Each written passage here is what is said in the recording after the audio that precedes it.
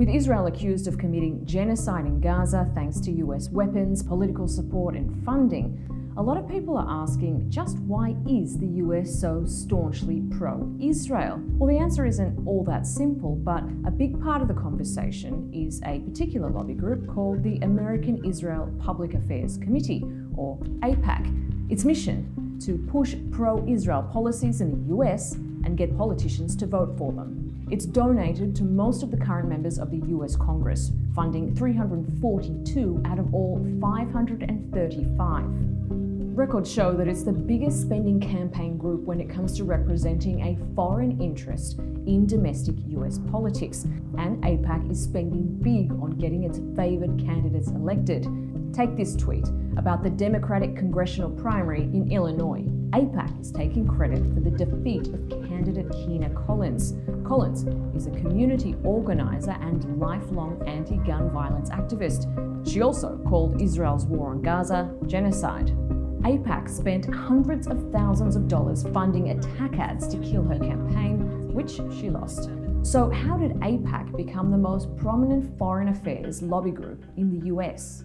It fundraises through glittering annual galas where both Democrats and Republicans scramble to secure speaking spots. The US-Israel relationship is special and strong. After all, AIPAC prides itself on being non-partisan. AIPAC boasts a long list of rich backers who it traditionally uses to funnel money to its preferred candidates and also to donate to pro-Israel Washington think tanks to influence Middle East policy. Remember when former US President Donald Trump recognized Jerusalem as the Israeli capital and moved the embassy there?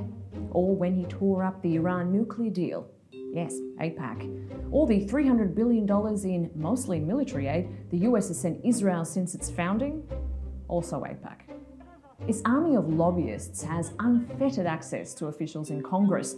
This is where it has traditionally focused its energy and money. You might have seen video of pro-Palestinian activists talking to AIPAC lobbyists. While you're having your lunch, just think about the children in Gaza who are starving.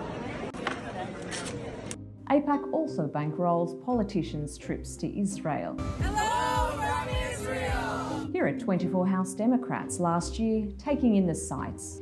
Archaeological ruins, the old city, supposed Hezbollah smuggling tunnel. It's pretty surreal to actually go down there. Well, some American voters might think it also surreal that AIPAC's most recent winning strategy pits Democrat against Democrat. It spent $50 million on the 2022 midterms, including more than $17 million in direct donations, and it spent double on Democrats than on Republicans.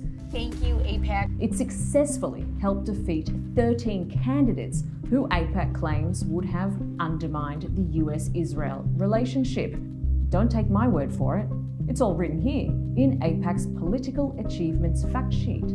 It's expected to spend $100 million on this year's election. But it isn't acting alone. It set up a big money affiliate called the United Democracy Project, which also spent money to defeat Kina Collins in Illinois and is now funding attack ads against members of the Squad, the young, progressive group of Democrats, which includes the sole Palestinian-American member of Congress, Rashida Tlaib. In November, 22 of her fellow Democrats joined Republicans in voting to censure Tlaib because she used the pro-Palestinian phrase, from the river to the sea. At least 18 of those Democrats received donations from AIPAC. As the Israel lobby slogan goes, being pro-Israel is good policy and good politics.